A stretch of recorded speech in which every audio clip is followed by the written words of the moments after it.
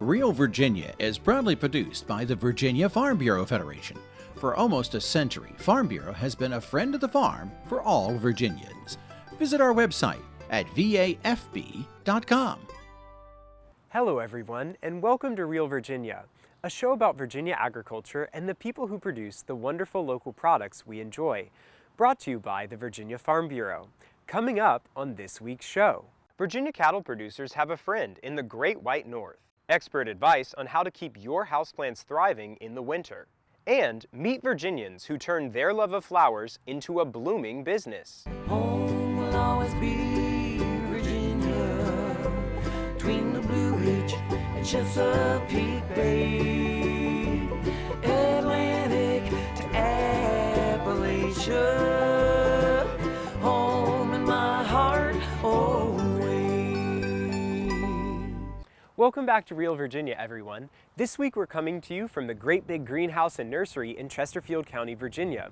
We'll have more on houseplants and Virginia's green industry in a few minutes, but first we'll explain how some Virginia cattle farmers rely on foreign trade for a big part of their annual income. The rolling pastures of Virginia are well suited for cattle production. Virginia farmers raise more than 500,000 feeder calves each year. Since 2017, a growing number of them are being exported to Canada through a flourishing trade relationship that relies on the free flow of goods between countries. The cattle from here in Virginia are feeder cattle that we typically sell anywhere from 600 to 1,000 pounds. The feedlots in Ontario purchase those. Ontario has an excellent promotion program. It's called the Ontario Corn-Fed Beef Program to verify that the farmers are feeding excellent quality feeds, and they have exported meat to the world. We feel very fortunate that our beef is winding up around the world due to their marketing program. Carpenter sits on the board of the Virginia Cattlemen's Association, an industry marketing and promotion group. He remembers the beginning of the Canadian Cattle Connection. About 2016, I was having conversations with a veterinarian in Ontario, and he told us that Ontario actually feeds more cattle than Quebec. So we looked into it. We went to the Ontario Cattle Feeders Association meeting in 2017. And they were not aware of the number of feeder cattle we have to sell from here in Virginia. So from there, it was off to the races. Carpenter estimates more than 10% of Virginia's feeder cattle are exported to Canada each year. Jim Clark with the Ontario Cattle Feeders Association says their burgeoning relationship with Virginia cattle producers is essential to long-term success. We're short a lot of feeder cattle, and the opportunity is Virginia has a lot of feeder cattle that fit well into what we do. And that was one of the key parts there, was just to develop that relationship, and that relationship has flourished and continues to grow as we speak. The 500 cattle feeders Clark represents produce beef for a consumer favorite, the Ontario Corn-Fed Beef Program. All those cattle are on a balanced nutritional diet, and we believe that having a high energy ration helps facilitate the marbling of cattle and the producing of top quality beef. And corn has lots of sugars in it, and one of our successes has been with the brand is the taste factor and the sweetness of the beef. The branded beef is sold throughout Canada and parts of the U.S., with some cuts being exported to foreign markets like Saudi Arabia and Japan. The motivation for Canadian producers to buy from Virginia is proximity. So a big thing a lot of people don't realize is we're only 10 to 15 hours away from these feeders. Our location actually gives us a tremendous advantage. A lot of the cow-calf operations in Canada are out west, so they actually have a 30-hour drive to truck the cattle from Western Canada to Eastern Canada. Whereas us, with the shorter travel, it actually creates an extreme advantage where they have less money in trucking, and then it's less stress on the cattle as well. Blake Hopkins says that his family farm in Louisa County, Virginia, is benefiting from having more buyers for their cattle. Traditionally, we've sent a lot of cattle to Pennsylvania to Mennonite and Amish feeders, and the Canadian market has opened up for us to where we get additional bidders and buyers in, so it's been a tremendous help. So we're planning on trying to market the cattle directly to the Canadian feeders. The calves that Hopkins sells to Canada will eat a corn-based diet for several months before they're processed. With his customers across an international border, Hopkins says mutual respect is the foundation of their trade. They're putting a lot of trust in Virginia cattlemen to buy cattle and export them to another country. A lot of that starts with the relationships built on our annual trip to the Cattle Feeders Association meeting up there. Going up there and just meeting the people, getting on their farms and building relationships with them is key for this market to work. They need to be able to trust us and we need to be able to trust them as well. Relationships that have turned foreign farmers into friends. We're located so close to each other, and the relationship we develop with Virginia, everybody who's come from Virginia, when we've been received back in Virginia, it's just like we're next door neighbors, and now I see we're looking out for each other. This partnership provides Virginia cattle producers with access to markets around the world. Both parties acknowledge it hinges on free trade and could be lost if new barriers are introduced. But when it works, it's a win for farmers on both sides of the border and for consumers with a hankering for tasty beef. It's all about taste, and people love the taste of corn-fed beef. For Real Virginia, I'm Elijah Griles.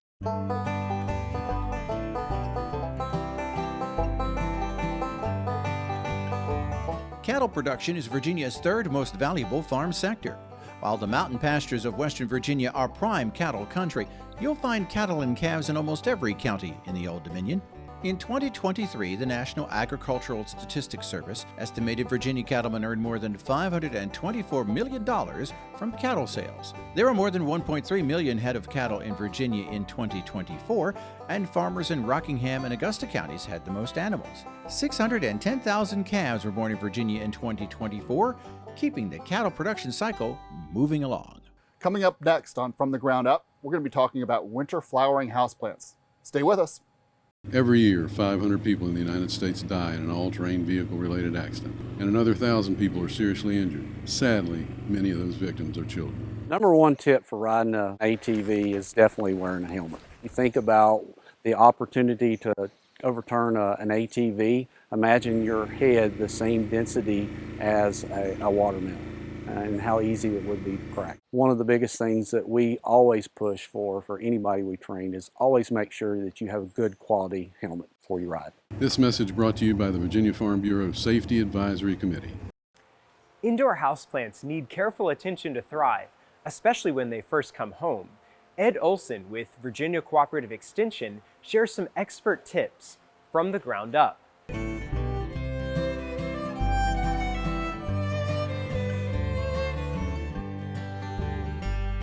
I'm Ed Olson, and today we're at Strange's Greenhouse and Forest here in Henrico County, and we're with Will Haas, the head grower here at Strange's, and we're talking about winter flowering houseplants. Will, can you tell us why we typically see these types of plants during the winter and what we're looking at?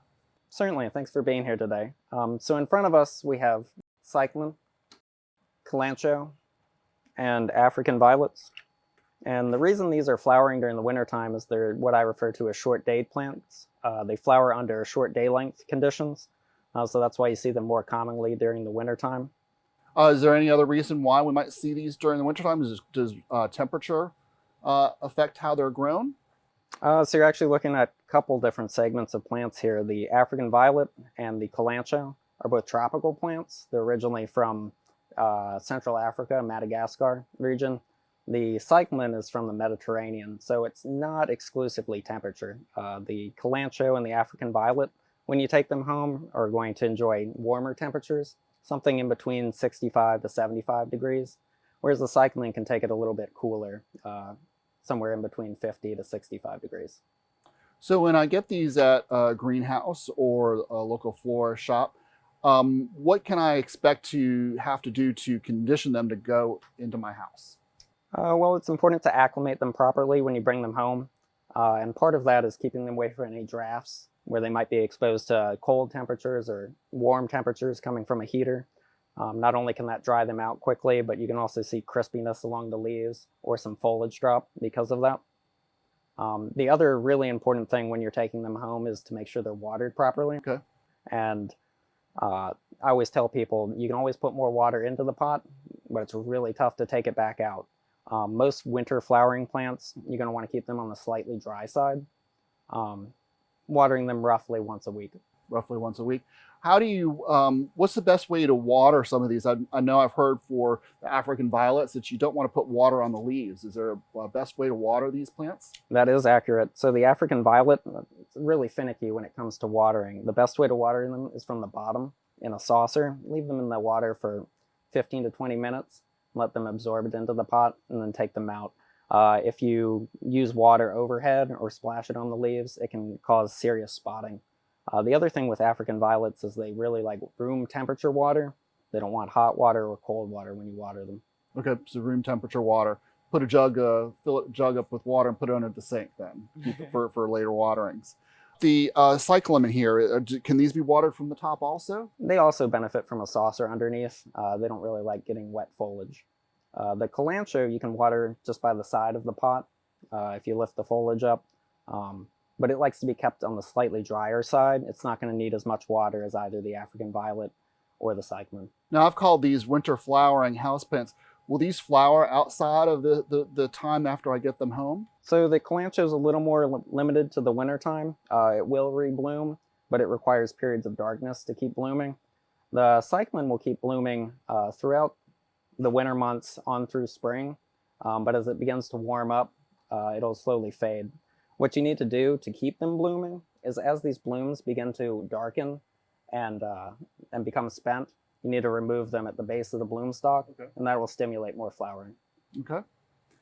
Any other great tips you have for us for taking care of these plants?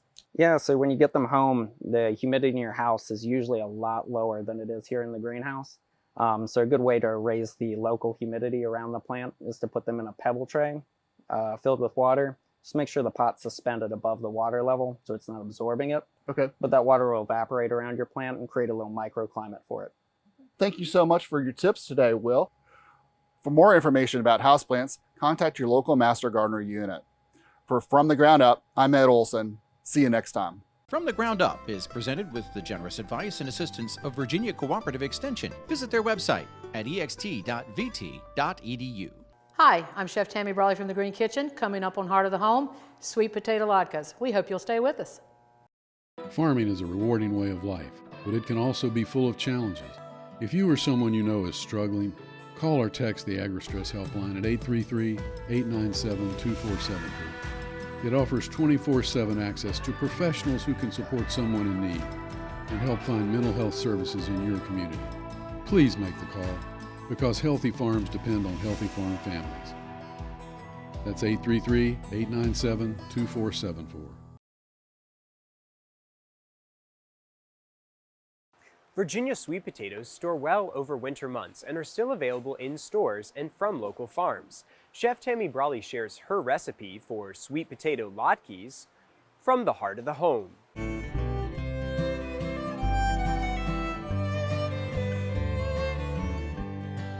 Hi, I'm Chef Tammy Brawley from the Green Kitchen. Welcome to Heart of the Home. Today I'm going to show you guys how to make potato latkes. These things are fantastic, and the kicker today is that we're actually going to use sweet potatoes instead of white potatoes.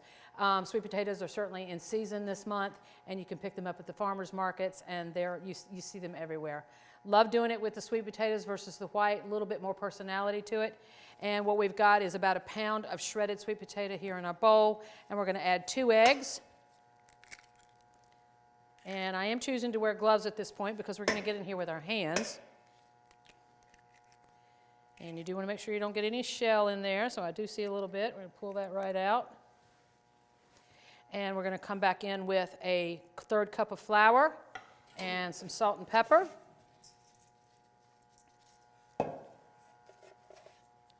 You know, general rule of thumb on salt and pepper when you add them to recipes is half as much pepper as salt. I know that the word salt to taste kind of confuses people, but you know what your taste buds are like. So what we've got there are the flour, salt and pepper, egg, and shredded sweet potatoes, and then we're going to add some chopped scallions, green onions, same thing. And then to my right here, I've got some oil warming up in the pan. You want to make sure that your oil, your chosen fat, it could be vegetable oil as I'm using, or it could be olive oil. You could even use butter. You just want to make sure it's nice and hot before you add any product to it. You don't want to add a product to a cold fat. So we're going to get in here and mix the eggs and all the ingredients up with the sweet potatoes. The other good thing about using a sweet potato versus a white potato is white potatoes and gold potatoes, they tend to leach a lot of water when you shred them. Sweet potatoes are somewhat drier, and so that is a good benefit to using these because you don't want a lot of moisture in these when you fry them up. Now I can actually smell the oil getting hot, and I'm going to come over and turn the burner down quite a bit. You want it on about a medium or so. This is probably going to splatter a little bit when I put these in. You just want to be careful. All right, I'm going to take my glove off. I have a little portion scoop here, ice cream scoop, some people call it. It just makes for nice consistent sizes. You can certainly do it by hand if you'd like, or you can use a regular tablespoon. Come into your oil. I usually try to start in the middle. You can kind of push it down just a little bit. You want to get it a little flat. All right. You do want to somewhat compress them. That second one I dropped in tended to be a little bit loose. So you do want to somewhat compress it to get it to stay together. There we go. Push it down a little. And we're probably going to fry up about 6 or so of these. These would be a great little side dish with any dinner you want to make or with breakfast if you'd like.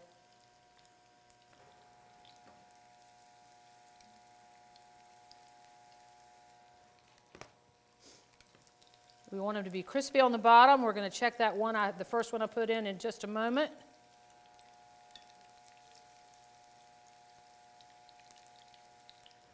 And we're going to put one more in the pan.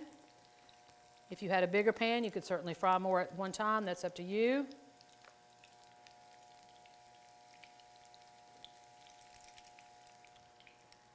All right, so you want to make sure that they're nice and crispy before you flip them. I've just checked the one in the middle. It looks pretty good. You should be able to easily work a spatula underneath them.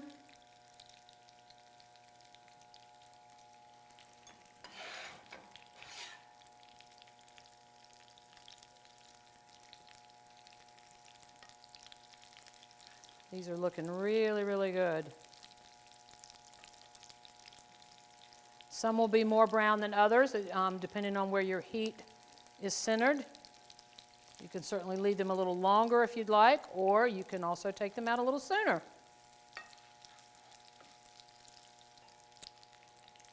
All right, this one in the middle particularly is done. You want to let them drain a little bit on some paper towels or a cooling rack if you'd like. I can feel when I put my spatula underneath that they're done. I might even check one or two more for a little bit more browning.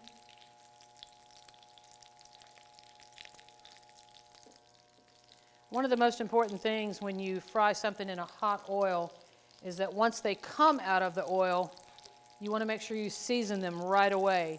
A little bit more salt and pepper. I know I put some salt in the mixture, but seasoning once they come fresh out of the oil is very important.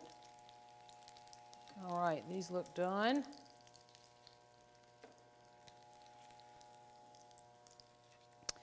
And now we'll move them over to a pretty platter and turn the heat off of the oil.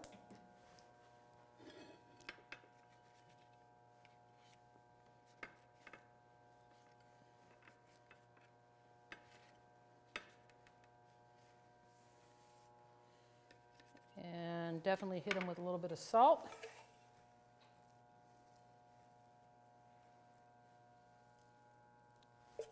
And as a little garnish, let's add a few more scallions there.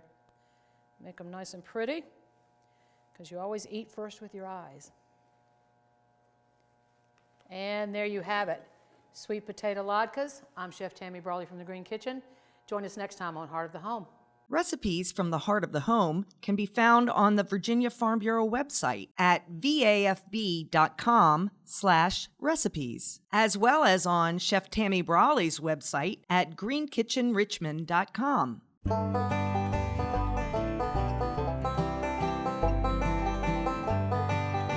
Sweet potatoes have been raised in Virginia as early as the middle of the 17th century. In 2022, they were raised on 184 farms, covering 204 acres. Virtually all Virginia sweet potatoes are sold directly to consumers or stores instead of being processed. Sweet potatoes require warm soil temperatures, so they shouldn't be planted before May or June.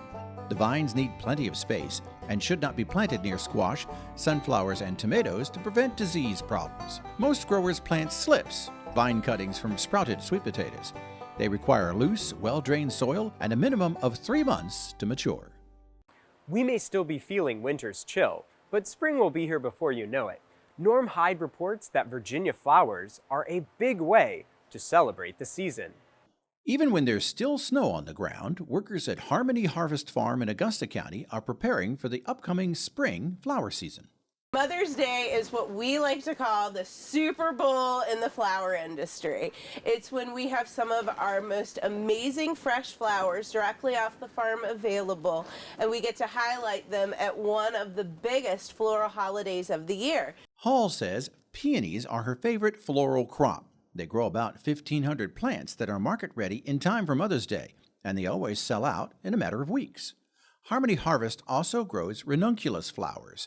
These were planted last fall, but in late March the first blooms will show, and then in April they'll really ramp up. Besides raising ranunculus and peonies, Hall has a special interest in another flower. One of the things that most matters to me and that I'm super passionate about is preserving the legacy of one of my favorite crops, and that happens to be the heritage chrysanthemums. These are true perennial chrysanthemums, not like the ones we tend to find nowadays at the box stores, but the long-lost varieties that look like the football mums that used to adorn us at our proms and homecoming games.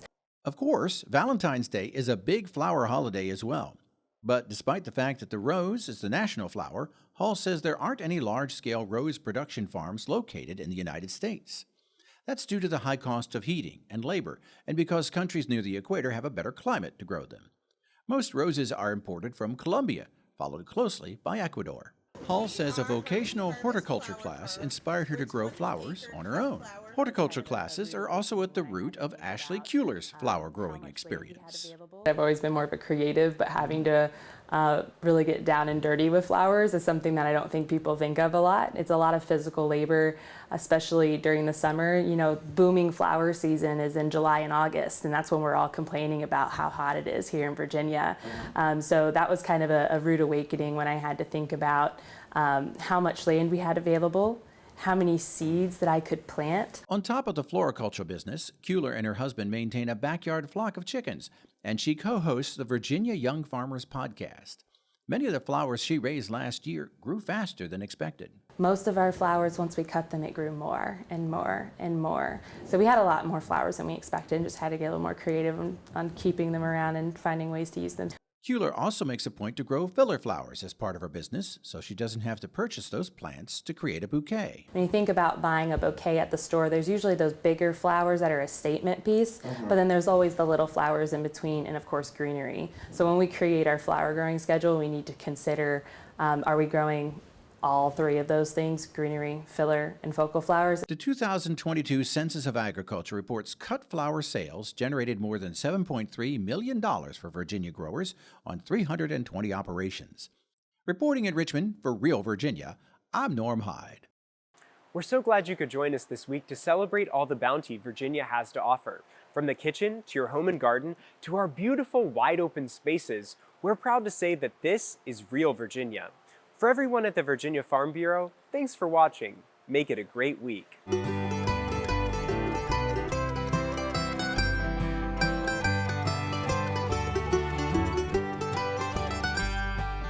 Home will always be Virginia, between the Blue Ridge and Chesapeake Bay, Atlantic to Appalachia.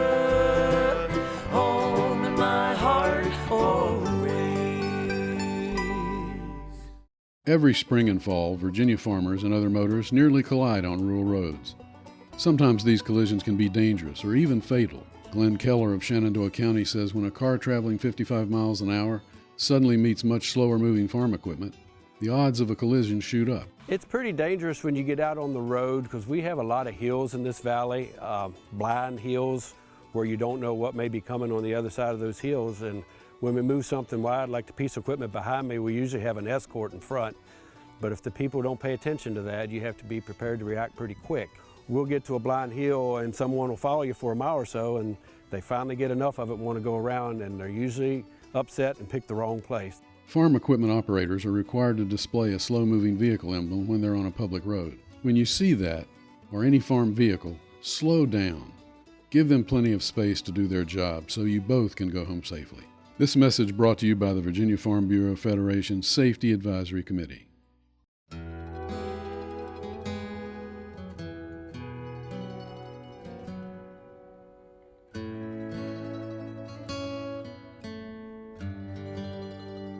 When the National FFA was founded more than 85 years ago, the world was a much simpler place. Our country was a simpler place. It was a time when about a quarter of all Americans were engaged in agriculture. A time when many farms still operated without electricity. When a short trip to town actually meant a pretty long ride. Times have changed. And agriculture has changed, offering new opportunities and careers in fields like business, education, production, and research. That means FFA has changed too. FFA makes a positive difference in the lives of students by developing their potential for premier leadership, personal growth, and career success through agricultural education. We're strengthening American agriculture and providing our members with the skills needed to build healthy local communities, a strong nation, and a sustainable world. Today, less than 2% of Americans are engaged in production agriculture, but our membership is at an all-time high. And as we've grown, one thing has come to represent the pride we have in our organization. It's not a song or a slogan or a flag. It's a simple blue corduroy jacket. Without it, I'm just one person. Just one voice. But with it, I know that more than 500,000 others have my back. That more than 500,000 others are helping me tackle some of the world's toughest challenges. Like feeding the world, stewarding our natural resources, and finding solutions for agricultural sustainability. And we're doing it together. With the help of our families, our teachers and supporters, we are learning to do, doing to learn, earning to live, and living to serve through our local chapters and state associations and at our conventions and conferences. By becoming thought leaders and advocates for what we know is right. We are the next generation of agriculture, committed, passionate, and proud to be among those who feed the world. Powered by our spirit, guided by our mission. Symbolized by a simple blue corduroy jacket. We are the next generation of agriculture. It's our turn now. Let's show the world what we can achieve together. We are FFA.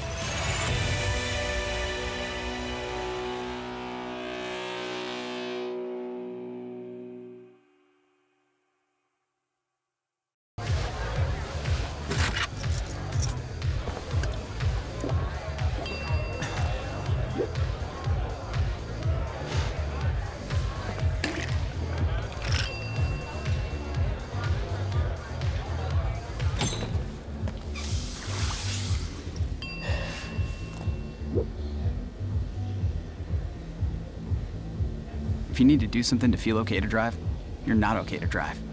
Don't drive buzzed.